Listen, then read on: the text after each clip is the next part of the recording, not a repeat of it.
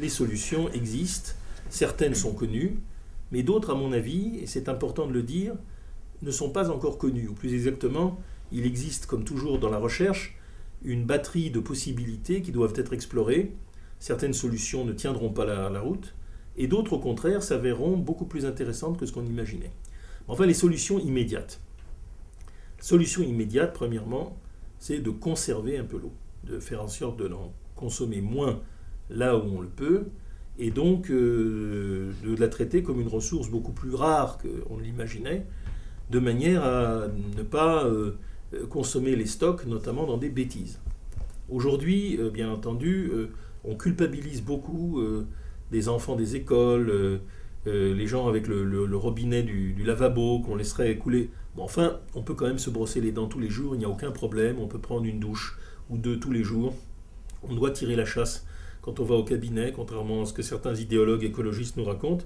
Bref, ça n'est pas là que l'eau véritablement est en train d'être en pénurie. En revanche, on le sait, certaines cultures irriguées, où l'eau a été dépensée de la manière la plus inconsidérée, sont aujourd'hui en train de créer des problèmes très graves. Bon, il suffit d'aller en Ouzbékistan.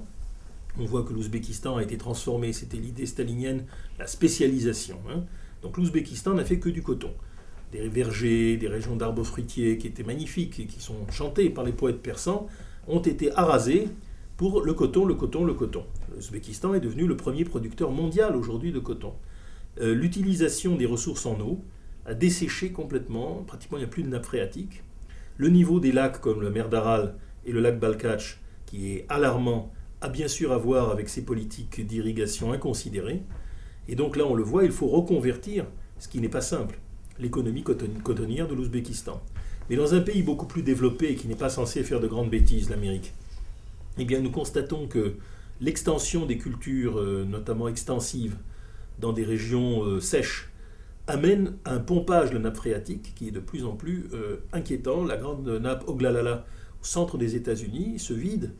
Et puis, bien entendu, une ville géante comme Phoenix, peuplée de retraités avec le conditionnement d'air à tous les étages, est en train, lui aussi, de consommer une part de l'eau excessive. Je ne dis pas que la solution, c'est de laisser les personnes âgées à Phoenix s'étouffer dans la chaleur, mais enfin, il faut réfléchir à des moyens d'utilisation de cette eau moins destructrice.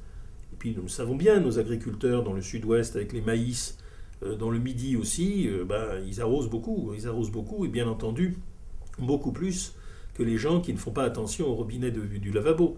Et c'est là, bien entendu, que les problèmes d'utilisation de l'eau se trouvent posés.